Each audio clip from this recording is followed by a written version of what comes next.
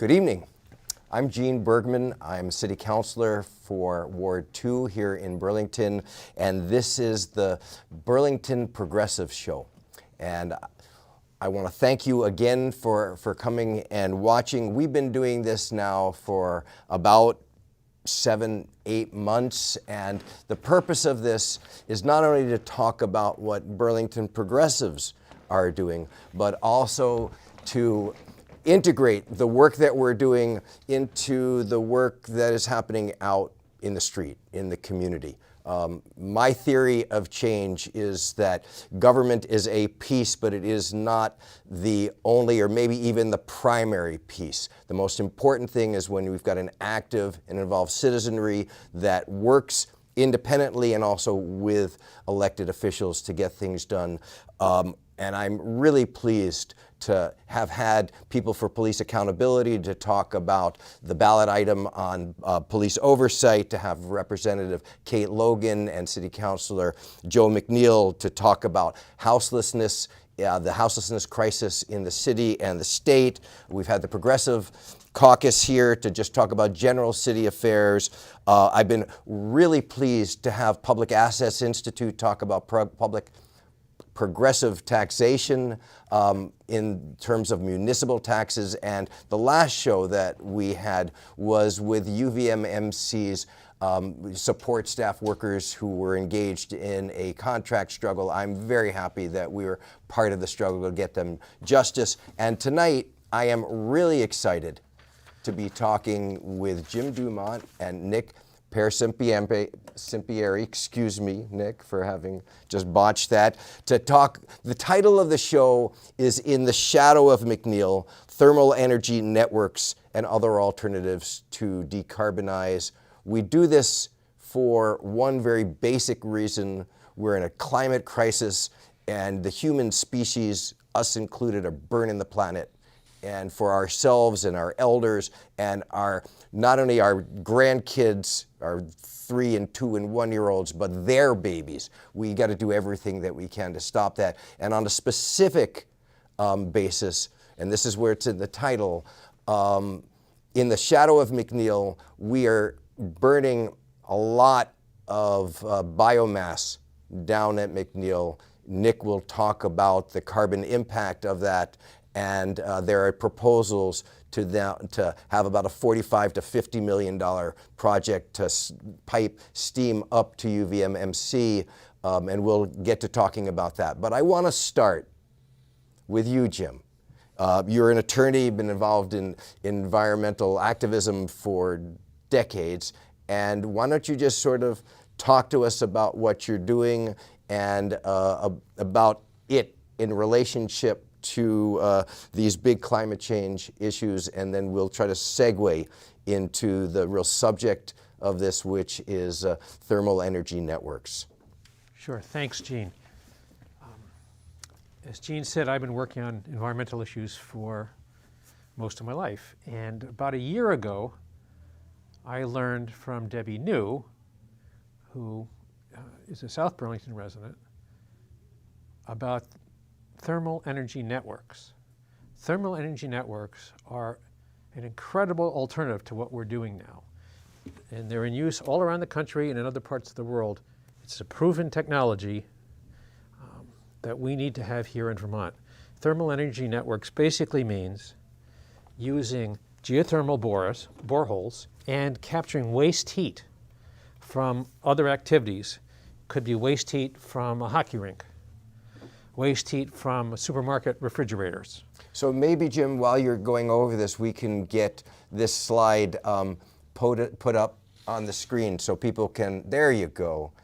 This is a PowerPoint that Jared Rodriguez, who you might want to explain who he is, has put together, and I know that I got this from you. So this sort of begins to explain that, and we can go back, we put that on there, and then maybe we'll switch back and forth. Sure, go ahead, forward, go back, go deeper into it a page or two, so it talks more about thermal energy networks.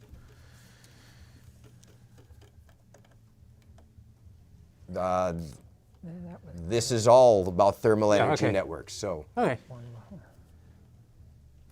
So you tell me. Okay. Let's just stop there and let's get into it. Basically, thermal energy networks use water, not gas. They use water at about 55 degrees. That's piped underground between buildings, between geothermal boreholes, and it's used to provide heating and cooling. And it uses ground-sourced heat pumps instead of air-sourced heat pumps. So the ground-sourced heat pumps are about 5 times more efficient than air-sourced heat pumps. So when you heat your home with a ground-sourced heat pump, you use about 1/5 of the electricity that you use when you're heating your home with air-sourced heat pumps. And the ground source is what? Is water that is circulated among buildings in the community underground, year-round, and it stays, 52 degrees, 55 degrees, summer and winter. So it's pretty easy to understand that when instead of using an air conditioner or an air source heat pump, which is exchanging heat or coolness with the atmosphere, you're exchanging heat or coolness with water that's 52 degrees. So when it may be 20 below outside in a Burlington winter, but that water is still going to be about 52 degrees. So what you're starting with is much warmer, and also the physics of exchanging heat with a liquid are much better than the physics of exchanging heat with a gas. And so, and the reverse works in the summer. You can use these for air conditioning, cooling homes, and it's much more efficient than an air conditioner. It uses much less electricity than an air conditioner. So this is it saves so much energy, and it's so reliable, and it's so safe because it's water, that it's spreading all across the country. Last year, so about a year and a half ago, a bipartisan effort in the state of New York led to a passage of a statute that the governor signed promptly into law that requires every electric utility and every gas utility in Vermont. In New York. In New York, Yeah. to start working as the thermal energy, have at least one pilot thermal energy network. And it was such a bipartisan effort that the bill passed the New York State Senate unanimously.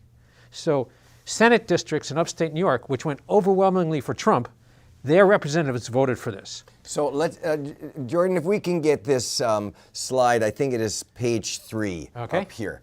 And it talks about here the steps to resource efficient decarbonization include, in other words, the steps that we're going to do this include, and the first thing that it's got is maximize efficiency and energy savings. Perhaps you could just sort of chat about that, and if you need to see something closer for our young eyes, here it is over here on the computer. Right. So this PowerPoint was prepared by Jared Rodriguez, who's an engineer, who's an expert in building decarbonization. He's based in New York, and he was instrumental in passing the New York statute that the New York Senate passed unanimously and the governor then signed. And so he's prepared this, and what he points out is the first thing you need to do is take the low-hanging fruit, which is make sure your buildings are as insulated as possible and as efficient as possible. That's the lowest hanging fruit. And then once you've done that, the next low-hanging fruit is thermal energy networks. So, I mean, that really does require us to be looking at what we have currently and doing that deep dive for the energy efficiency that what our existing buildings are doing, and then just investing in them. Maybe it is for bigger commercial places, and we'll get into UVMMC, but they have an old campus. It may be that, retiring certain facilities or really doing major, substantial renovations. Right. So you mentioned the word campus, and what Mr. Rodriguez can point out, and others who are experts in this, and I'm not, I'm just acting as a citizen. The experts will point out that this is really easy to do on campuses because it's being done on college campuses across the country. And with a college campus, you have heating and cooling. You can capture waste heat from one kind of building and use it to heat another kind of building. And the one that I know the most about is Colorado Mesa University, where they've been doing this for several years. And they've saved millions and millions of dollars in heating and cooling. And that's a place where it gets cold in the winter and hot in the summer, like Vermont. And they've saved so much money on energy, they've reduced tuition. It's extraordinary what this technology holds for us. I think we have a slide about it later in on this. Talk about the waste heat recovery aspect of this. Sure.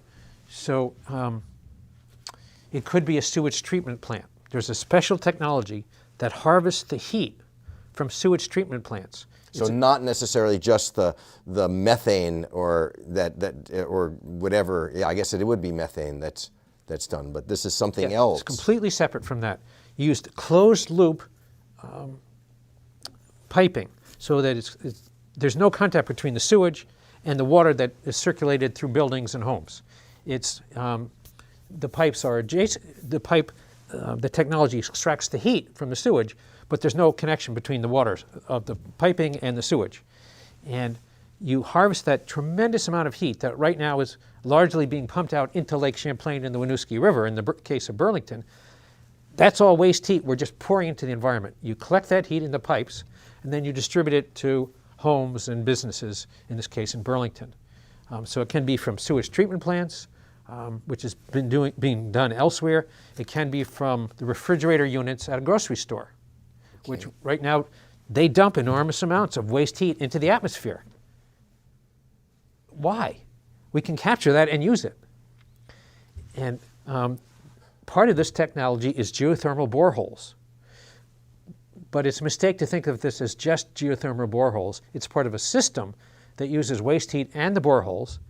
And if you have lots of waste heat, you can actually store it in the boreholes, in the rocks or earth that surround the boreholes, and then you harvest it. Instead of having to create a battery, for That's example, or in having this huge bank of batteries which has its own issues. Right. And since the boreholes act as a battery for the waste heat, and you're not converting heat to electricity and then back into heat, it's still heat, and you use it when you need it.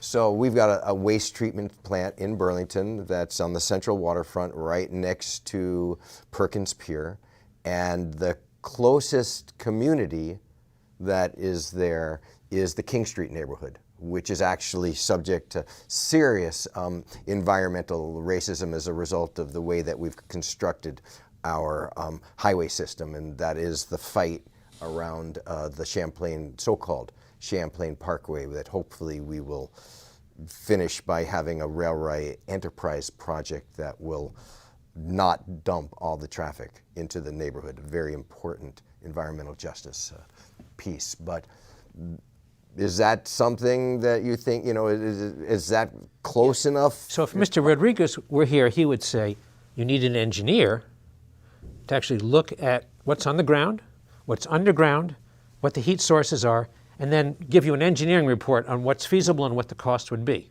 So every one of these projects will need an engineer to do the planning.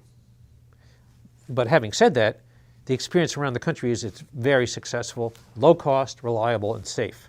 Well, let's try to find some examples. You were talking about Mesa, so we're just gonna, and here, Jordan, there's this one right here. It's just an example, is that right? Yes.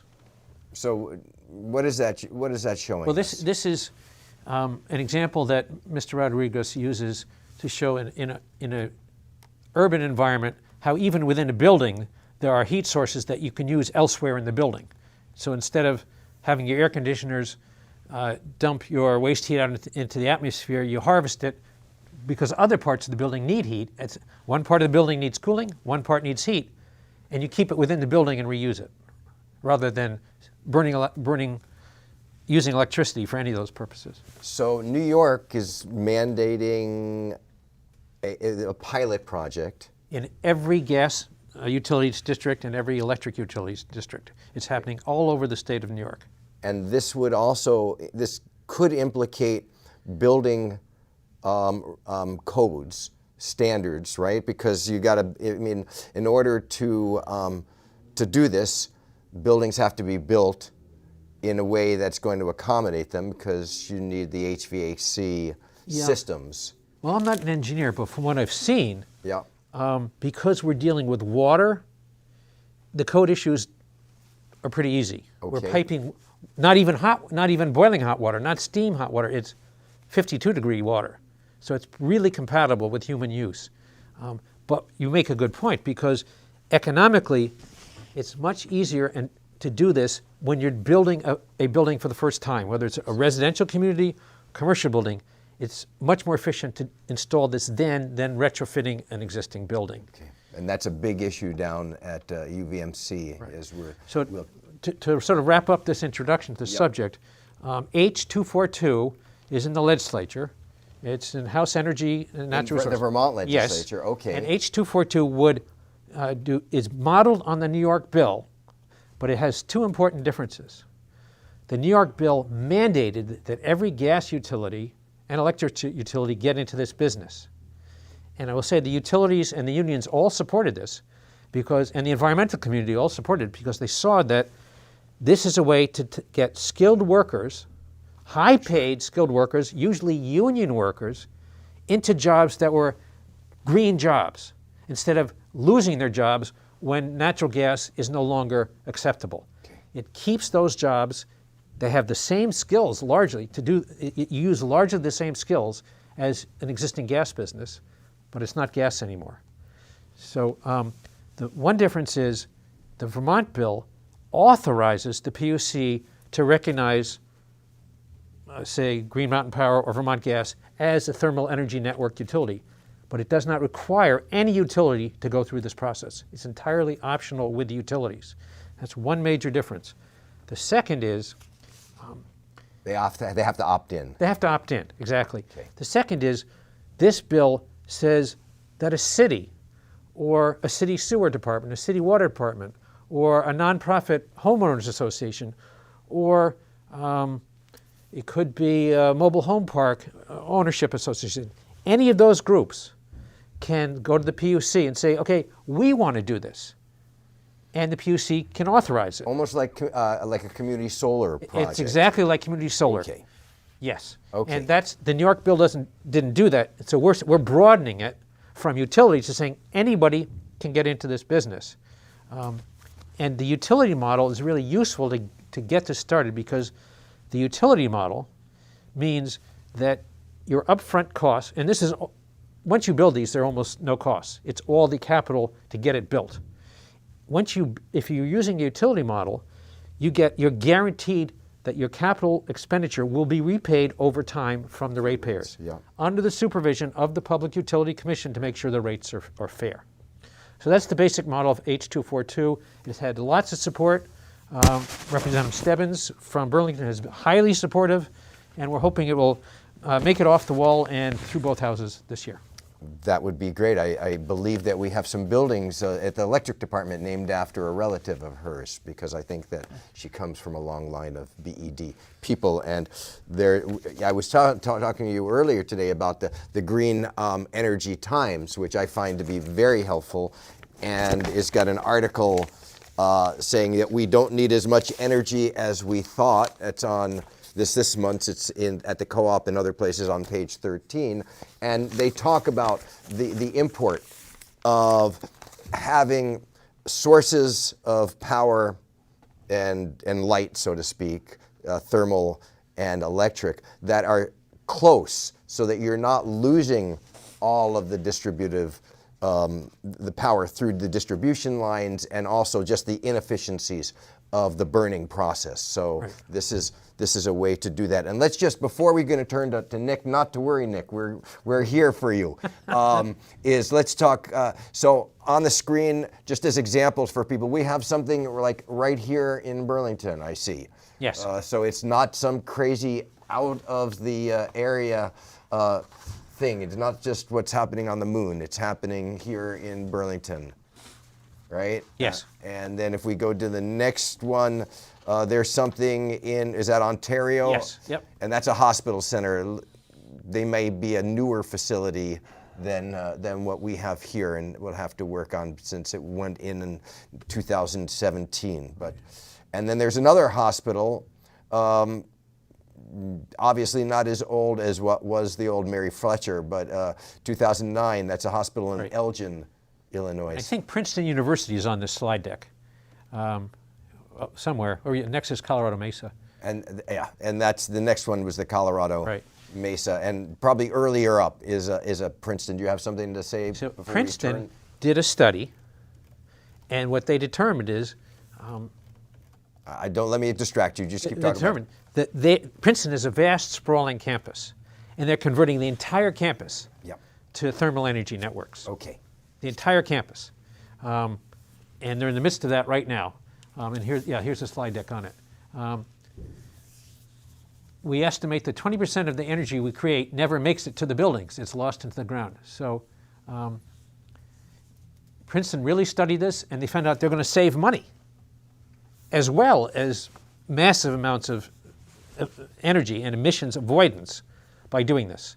So what's great about these thermal energy networks is there are no losers. We can argue about McNeil and are there winners and losers there, but in general, the concept of thermal energy networks only has winners. There are no losers. We just need to do it. Well, there you go. I mean, I think that the key will be the commitment to invest, the commitment to make the changes that we have necessary. Nick, we have left you out. I'm so sorry that.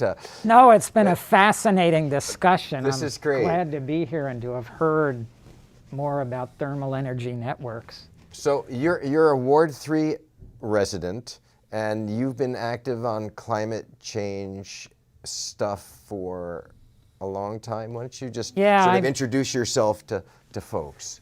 I've been doing exclusively environmental law since the mid-90s, and I started working on climate issues in 2006. I've worked for a specialized unit at the Justice Department for 6 years, and I also spent 4 years at the largest nonprofit environmental law firm in the country, Earth Justice, as well as time in Vermont state government. So you are a resident with some particular expertise that perhaps those of us who are in elected officials and have positions where we need to decide things should be paying attention. And the title of this is actually In the Shadow of McNeil, and that's because of both the biomass issue, and let's see, you might want to come on to here. We've got a little slide presentation that maybe we can get up on there. Jordan, we'll get there. There we go. Let's close down this other one if we could. Let me just try to close that. Can we close that down and we get this one up? All the technical things. I'm a Luddite, I'm sorry to say. So maybe just maximize that. Maybe we'll maximize. Yeah, we'll try to maximize. There we go. There we go. Look at that. See the power of collective action at work right in front of us. You know. Thank you. And this is you can manage the slides. Why don't you? Sure. Talk to us. So the McNeil power plant burns wood chips that are harvested from forests in Vermont and New York, and it burns the wood chips to generate electricity. It's the largest electricity generator in the state, and it's also the single largest stationary source of greenhouse gas emissions in the state. And that's why it's concerning. It's owned 50% by Burlington Electric Department, and Burlington Electric is also the operator. I live in the shadow of the plant. I have lived there since 1987. Raised my family there. I see it many times in the course of the day, and I hear it. I mean, to be quite honest, I think as a power plant, it's been a decent neighbor to me, and they had really worked hard to fix a number of the issues, like the ash that was flying from their plants, from their waste piles. But that took a lot of work. They spent I know that Jim, you were involved in early. They had to spend a lot of money that they didn't expect to do enclosures for the unloading of the chips, because most of them come by rail. And this is good, because the chip dust was just flying into the neighborhood before that. So. And the smell. And the smell, yes, as Peter Frayne of CCTV fame, in part, wrote about those many years ago. And I'm happy to say that the smell issue has been taken care of. But I divert. I digress, actually, and divert, only because I'm a neighbor, and this is my neighborhood, so.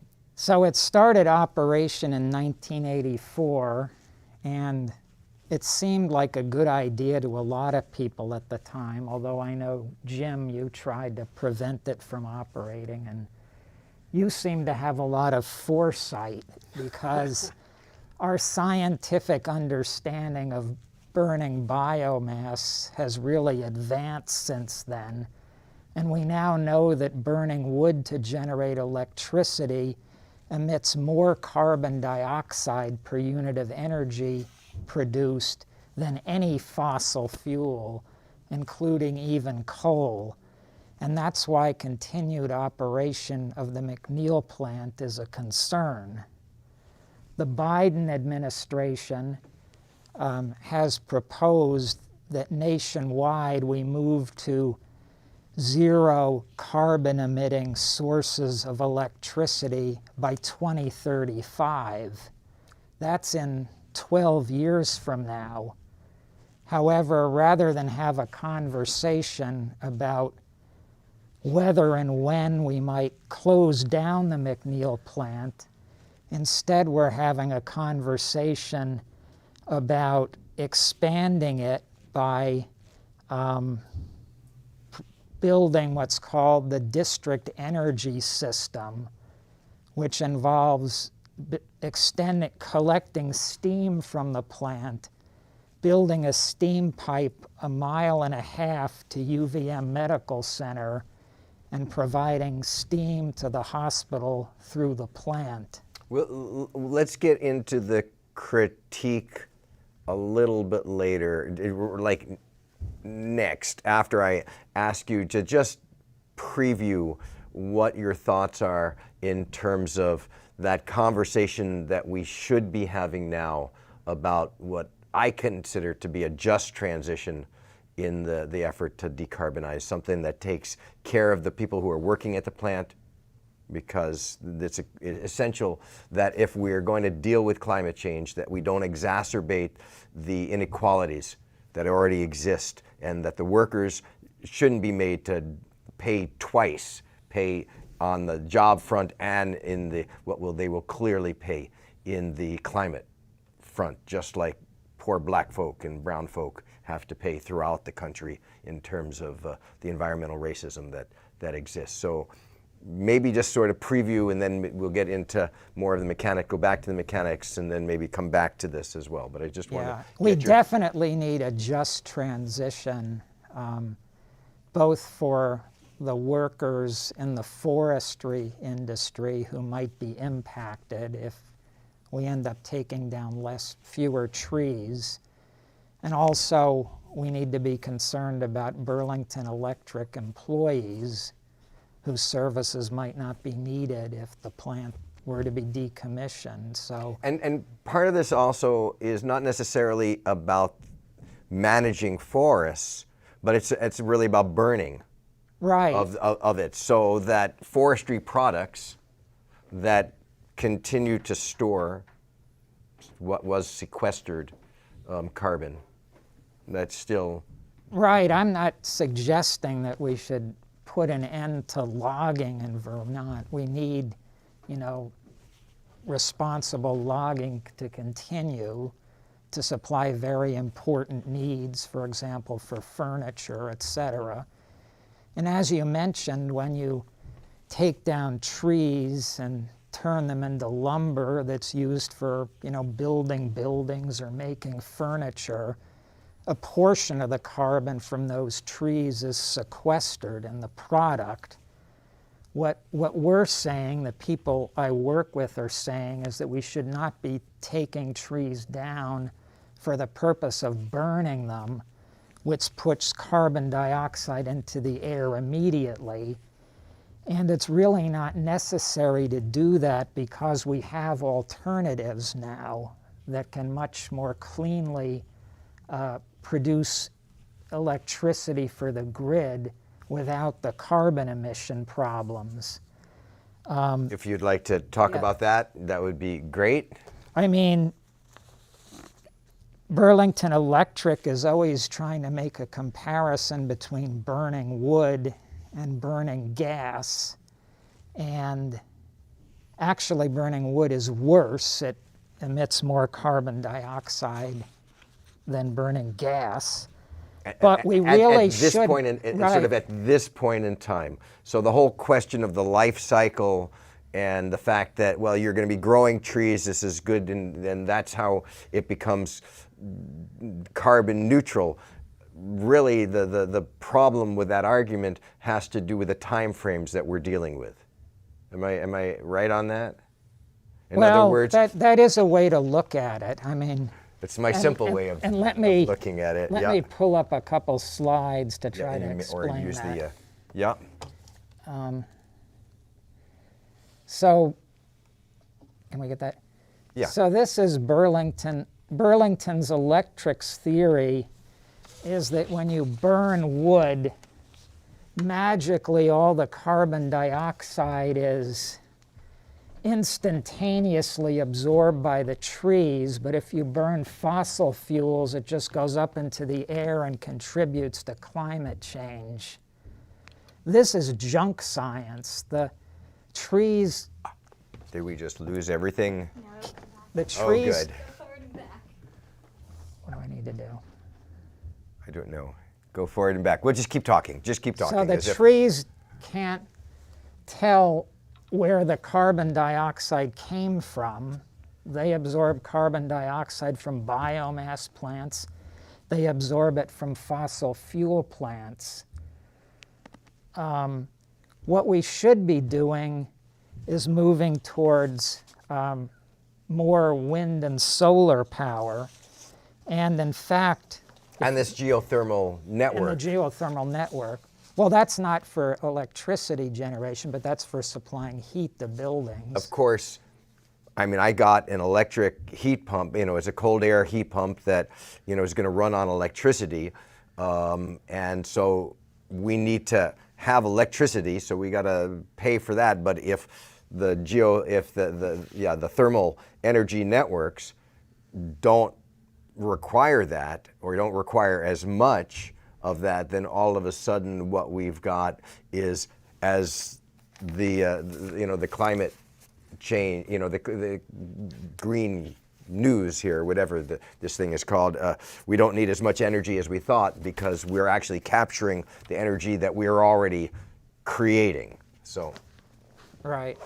Got it. Yeah, the thermal energy networks can serve to reduce the amount of electricity that we need. Right.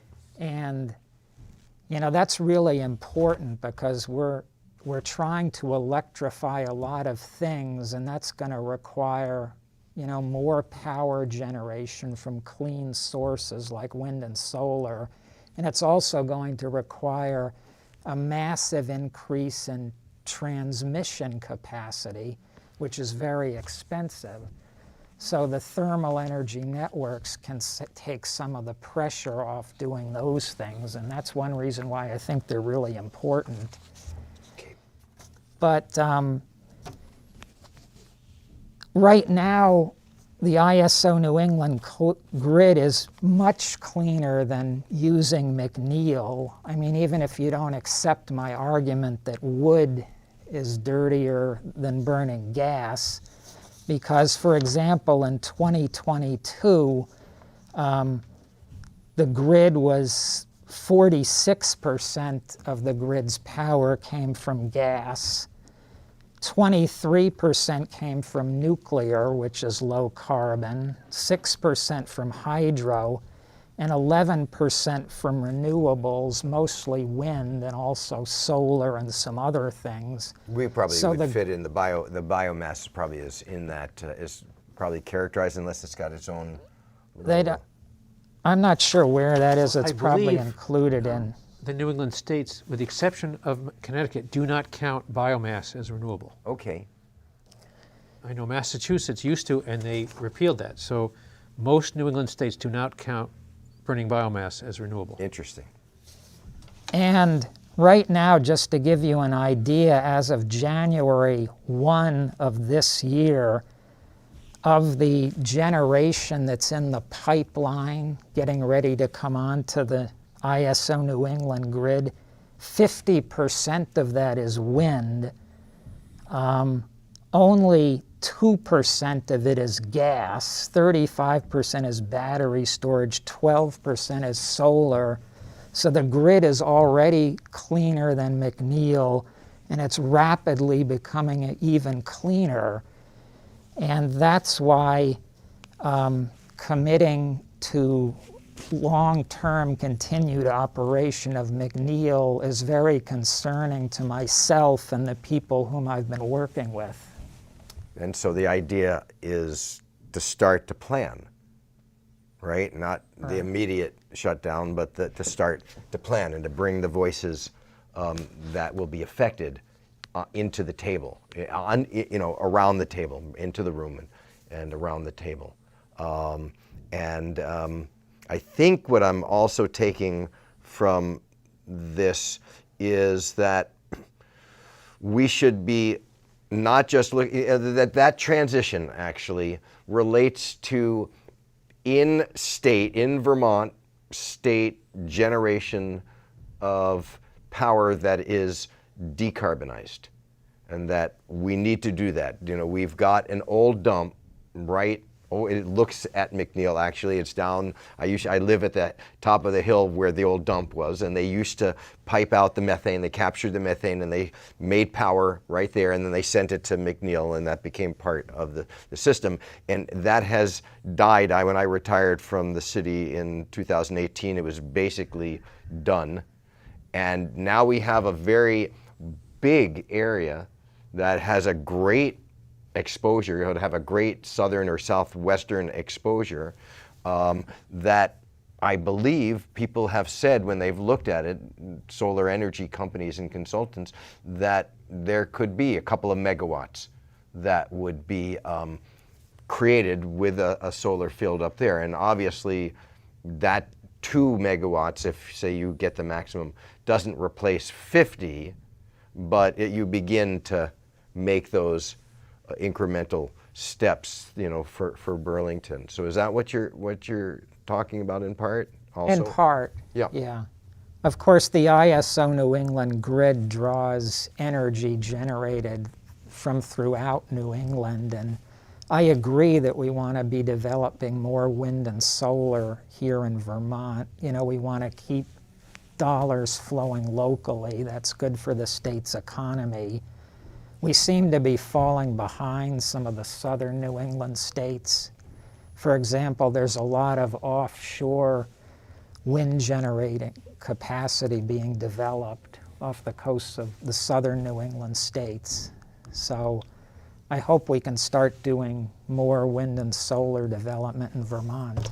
Believe it or not, we don't have a lot more time, and I've probably spoken more than I should. So are there other things that you'd want us to get to that we haven't, Nick? I guess I could comment on the hospital. Sure. I indicated that we're concerned about the district energy proposal because it would have McNeil continuing to operate. I'm also concerned that it might delay the hospital's transition to thermal energy networks and other low carbon sources of heat. The hospital currently uses steam for heat in its buildings, and my understanding, and I think Jared Rodriguez would agree with this, that makes conversion to a low energy network more difficult and expensive. So we certainly need to have an engineer come in and do a feasibility study like Jim mentioned, but I really think we want the hospital to start moving in that direction now, and implement the thermal energy network and other alternatives gradually over time.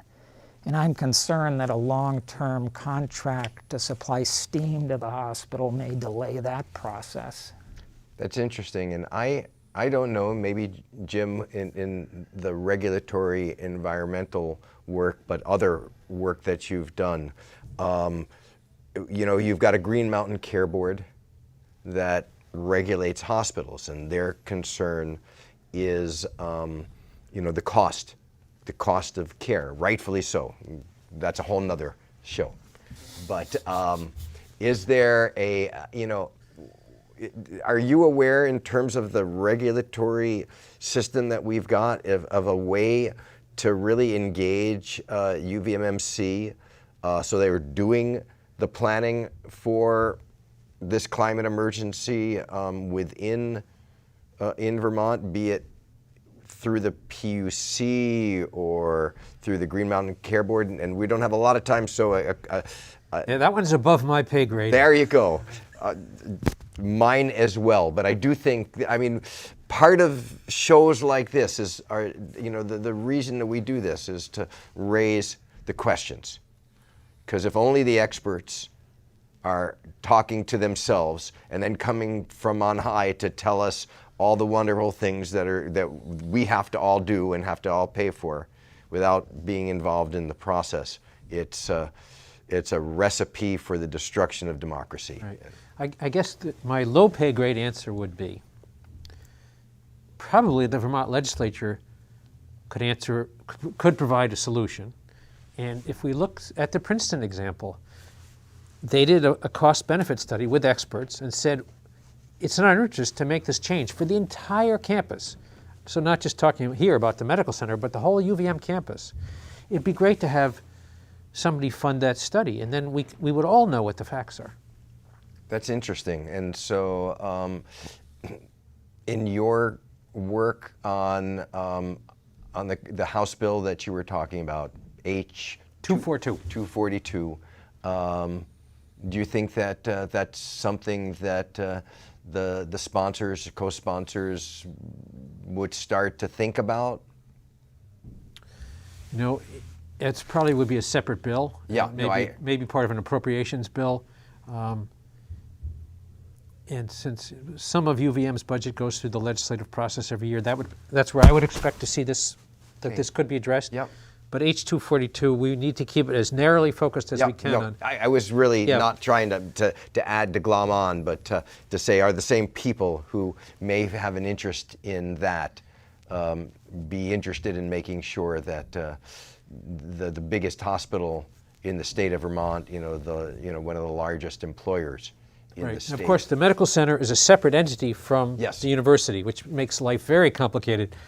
But I think that study needs to be done to educate and to get information out to all the decision makers, including the public and the city council. Well, good. We got about 2 minutes. I've used up far too much of your guys' time, so let me ask you to give me some closing thoughts. Gene, I want to thank you for having this discussion both tonight and I know over the past several months you've been forcing people to have this discussion around Burlington, so thank you. You're welcome. Nick? And I want to echo that. I really appreciate your leadership on these issues and the lengths to which you've gone to try to introduce these important topics into conversation in the community. I appreciate that. It's not easy to integrate the work that community people are doing with the work of governance and of policy making. And far too often there's a messiah concept that's out there. We elect people, go solve it. And I've never in the more than 50 years, getting close to 60 years of working on this stuff, I've never seen that as being a way that has anything but, has lasting change. So, when I sit at the table I need the support from folks like you and organized folks that you're working with before to be able to give me the ideas and the information and the questions to ask people who are supposed to be supplying those answers, those experts, and then to be there as part of the process. Because when people are absent, right, then bad stuff happens, right? So, It's like Woody Allen said, what did he say? just showing up is half the game. Yes, it is. It's showing up. Yep, it's sort of like running races. If you cannot do very well, and Nick and I are runners, you got to show up. You got to show You up. got to show up. I saw a great movie about running last night. Yeah. 21, what was it, 21 to Life? It was about the San Quentin prison marathon. Yeah. I've seen that advertised. This work that we're doing is an ultra marathon. It is not a marathon. Marathons are short in comparison. I want to thank you for being on my team, this ultra marathon team, for giving me the support and for a hope for me to be able to do likewise. And to the folks out here who are going to be watching this, thanks. I hope this has been informative. These are tough issues and complicated issues. The McNeil plant proposal is before the City Council in a number of different ways. It's in front of the Electric Commission. It's going to have great impact on the future for a just transition into a decarbonized world that, as I was saying before, not only we but the generations that are going to come behind us need. So thanks, and I hope that we'll get to do this again soon. Have a great night, and thank you. Good night.